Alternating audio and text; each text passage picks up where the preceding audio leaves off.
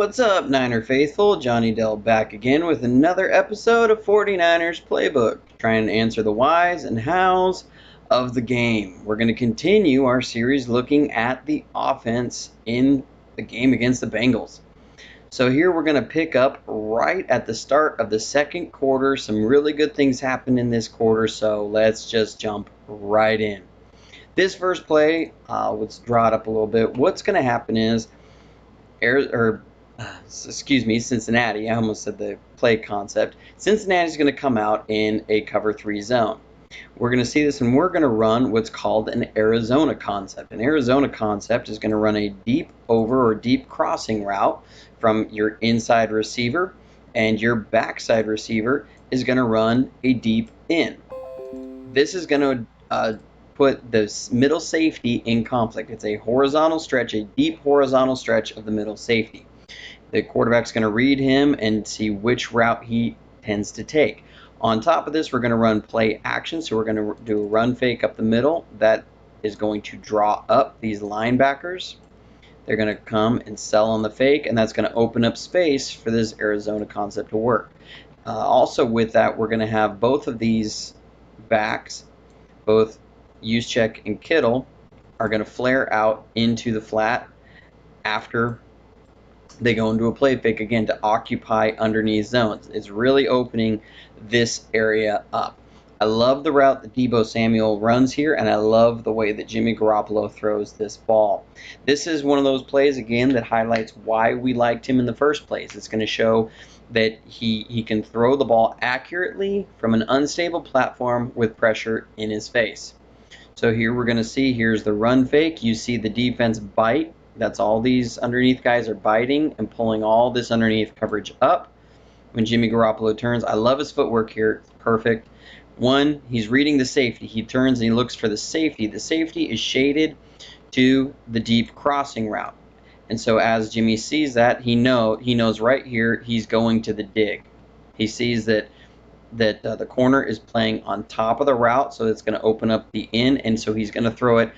He's not just going to throw it a flat route here. He's going to throw it leading Deebo back towards him, again, away from the defender. These are little things that I love that Jimmy does. Throws the ball away from defenders. And notice while this is happening, there's pressure coming off both sides of what's the left side of the line, from Staley's side and up the middle. And so here you're going to see he's got pressure. He's got guys around him, and he's going to throw this ball, and it's a really accurate ball. Hits Deebo where he's able to catch it in stride. I'd like to see Deebo catch it with his hands a little bit more, but you know what? That's okay because he ran such a good route that he shaked this corner out. Look at this corner get turned around, and he loses him. And watch this route come back to Jimmy. There it is. And he's going to be able to catch it and go, and then just use his natural talent to become a running back after he catches the ball. It's a good work here, good work from Jimmy. Let's look at it from the end zone real fast. We'll be able to see here that Jimmy threw this ball while under duress. You know, he throws it, and he's immediately having somebody land around him, and he hits the ground. But you know what? Throws a great ball, does everything. That's what you're looking for from your franchise quarterback. Here we're going to jump in with the next play here. This is again in the same drive. This is 2 plays later. We got a holding call on Joe Staley here. And you know, in years past, if we get a holding call against anybody, that was pretty much game over, you know, or drive over. And here this shows that we can continue drives even when we have mistakes. This, if you remember my previous video, I was talking about sometimes when you face an 8-man box, and here we're going to face an 8-man box, that because there's a defender here, he's going to come down. Who are you going to leave unblocked, and how are you going to account for the unblocked man? On this play, what we're going to do is we're just going to use trickery and setting them up with other plays to leave somebody unblocked. So on this play, we're going to run a counter back to the outside. Now, we've seen this several times, right? And what will happen is George Kittle would come out, and he would come across the formation, and he would kick out the end defender. On this play, he's not going to do that. What he's going to do is he's going to loop around. He's going to go around, just leave this man, loop around him, and go pick off somebody else. They're going to rely on this guy, assuming that he's going to be trying kicked out, and he's going to take a shallow run around, and Braid is just going to take this ball around the outside. So here, we'll see this. See, this looks like our counter. So here comes the end. He's coming to take on Kittle. And look at him. He's ready to take on Kittle. He's like, I'm going to do this. I'm going to take him on. We're going to shove this run back up inside. But Kittle runs right past him and on to the next guy. That is awesome when you can set somebody up like this who's on the play side to take himself out of a play. You don't have to block him. That's one less guy you have to block, and now he's able to get up. I mean, Breida is not touched for 15 yards. That's pretty awesome when you're running against a defense that is trying to stop the run. You leave a guy on the play side blocked or unblocked, and you're able to get a good play. Let's also look at Richburg here. Again, I've given him some props in my previous videos from this game.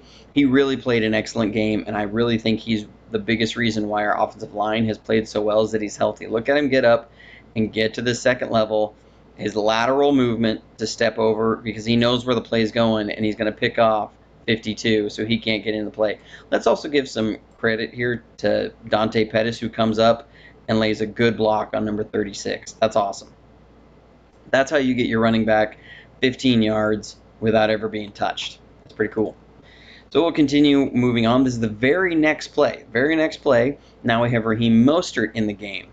And on this play, what we're going to do is we're going to run a similar counter, but this time we're coming out in a different formation. We're coming out in 22 personnel. That's 2 running backs, 2 tight ends. And what this does, I wanted to highlight this play because this is why you have a fullback. You know, Bill Belichick talked about it, that the advantage of having a fullback, because they have James Devlin, is that you can hide what's called the 4-man surface or the 3-man surface. And so what we mean by that is when you take the center, each side of the center, you're going to have so many guys, right? So on this side, which is what we consider the strong side because there's more people on this side, you have 1, 2, 3, 4. That's your 4-man surface. Okay, on the other side, you have 1, 2, 3. That's your 3-man surface. So when the defense is looking at this, they're going to be calling a strong right. Generally, you play more aggressively to the run to the strong side because that's where the offense has the numbers in the run game. If you look at this, they have 1, 2, 3, 4 defenders against 4 blockers. On this side, 1, 2, 3, 4, 5 against 3. Really, we kind of count this guy as 0 because he's negated by the center, so even then it'd be 4 against 3. So they have numbers on this side in theory. So what the fullback allows you to do is that you can change where the 4-man surface is post snap. Much easier than if you put a second tight end here and try and bring him over. You have better running angles and better blocking angles for this fullback, so that now if you bring the fullback across, now you have 1, 2, 3, 4 and 1, 2, 3 on this side. So it changes post snap where your 4-man surface, blocking surface is. And we're going to see how that affects this play. So on this play, at the snap, you see the runs. Now you're allowed to do a counter that comes down. Look at these 2 linebackers. They aggressively attack where they think the 4-man surface is going to be. Both of them attack down because, again, that's where they were weaker against the run. Here, we do a great job of Staley coming up. So we're going to block down. We're going to scoop. Person and Staley slip up, and they're going to pick off both of these linebackers. Look at him. That's awesome. That is how you orchestrate an offense because now you have both linebackers caught up. So now you have 4 on 4 over here because you've been able to bring the center over across the face, and you have a fullback coming around. So there is where your advantage in the blocking system goes. So you bring the fullback out. Now you're looking at a safety who has to take a hard angle, and then Raheem Mostert just uses his God-given ability to go around a guy who's, again, expecting to take on a block. Number 27, he had a rough game. He had a really rough game. He showed up a lot in a negative way in this game. You'll see some of that later. So this is one of the reasons why you have a guy like Juszczyk on your team. He allows you to do different things. All right, we're going to keep moving on. This is the very next play again. Sorry about that. Wrong video, wrong screen to pull up. We're just going to keep rolling because this was a really good drive. I mean, this is what you love to see coming right out of the gate. Now we're going to bring emotion in on this, and what we're going to end up doing is we're just going to run what's called 4 verticals. So we're going to bring use checks here. He's going to flare out and go vertical, and then we're just going to take these guys and we're just going to run vertical. The 4 verticals is meant to beat a cover 3 zone. So what I like here is that Jimmy Garoppolo does a good job. This looked like from the broadcast that this was set up to go to Mostert, but this was actually a post-snap read based upon the pre-snap look that the defense gave to Jimmy Garoppolo. They're going to give this quarters look, and they're going to actually play a cover 4 here. And so the cover 4 beats the 4 verticals, because again, the 4 verticals is meant to beat a cover 3 or a cover 2. That way you're doing a deep horizontal stretch. If there's 3, there's 1, 2, 3, you're going to look to the seams.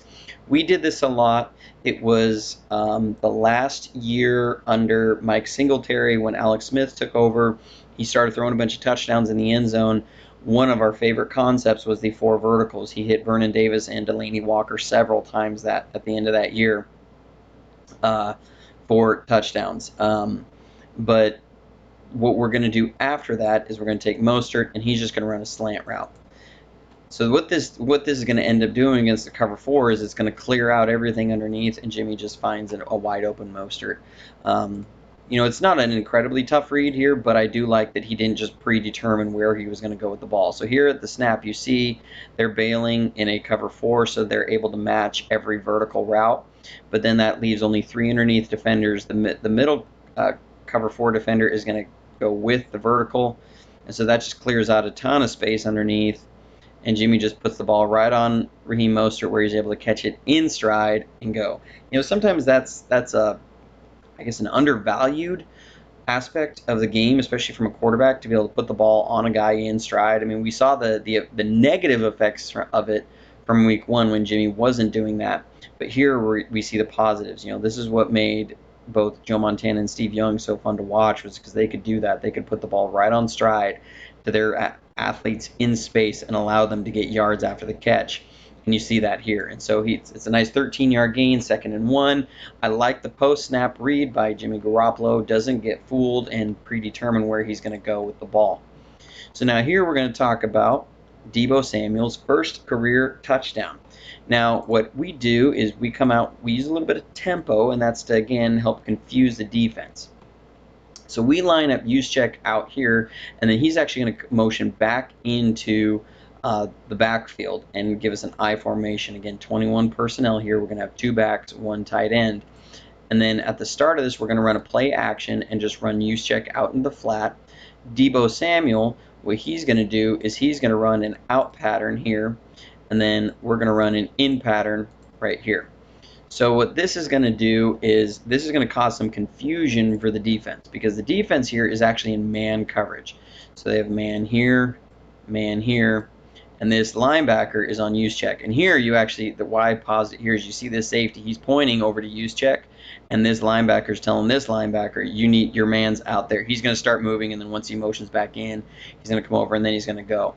What all of this does is it's going to create what we have here is we're running interference. This is good when he's going to come up and he's going to run a pick play on this defender. And so it looks like there's some confusion afterwards whether or not Cincinnati thought this defender thought that he was supposed to release that receiver and him be picked up by the outside defender, but I don't fully think so by how this play goes. So let's watch this. This is just really good play design. So again, here you see the linebacker. He's taken off after Juszczyk, and he comes back in. This is what Jimmy's able to see all of this, and this is again what all this pre-snap motion does. Is he sees all of this. He sees the defense talking. He can hear what they're saying, and so he goes, okay, I know I have man coverage. So at this point, he knows he's going to Deebo. It's not going to be a zone read or anything. He knows he's got the pick play. So here is the ball has come down. Let's give Jeff Wilson some major props here, because he's going to go and take out this unblocked rusher. That's perfect. That's what you love to see from your running back, is go and upend the guy. So, but as we come up here, we'll see These two guys do a great job working together because you're going to have this is incredible timing that they have to do. They have to work on this and get this timing down so that you have Debo coming over while Goodwin's coming under. And right there, you see 22 gets picked off. And by the time Goodwin's defender sees it and reacts to it, it's too late. Because right here, Jimmy's in his windup. He sees Debo's got him beat. And there it is. Pitch, just a nice pitch and catch. Touchdown. Good job on your route running, young man. You were helped a little bit by Goodwin there. See, because then here you're going to see this defender and this defender are going to have a little chat right here. I think he's saying, that's on me, that's on me. So that's where it was. Good play design by Kyle Shanahan. Then we're going to talk about the last throw in the game. I'm not going to diagram this out. This is one we've seen a million times. But, again, look at how the run sets this up. And then the plays that we had to Goodwin earlier where he came up the sideline. It's going to be our slide concept. You fake the run this way. Everybody's aggressively attacking. And they're in man coverage again. And here, because of that, Kittle's defender is just left in the dust. And so Juszczyk's still running this wheel route. He's being covered. That keeps guys from being able to chase down the play the other way. And again, we build this into several of these slide concepts to watch for these to see if it's going to be happening. And you just get George Kittle wide open. Let's just watch him go finish this play. That's a man right there. It's a man's play. Like I said, 27 had a rough game. Here he is. He's not going to like the way he's going to meet George Kittle on this play.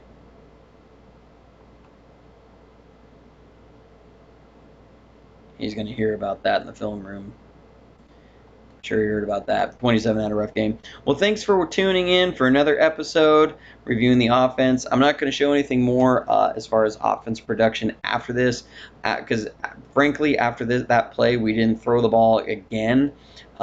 We ran the ball for 18 minutes after that of the game. And what I'm going to use the rest of that for is I'm going to produce a video looking at school and checking out, what's going to be the deal with him starting in the place of Joe Staley. Thanks for tuning in again. If you'd like to support me on Patreon, I will put the link below, and go Niners.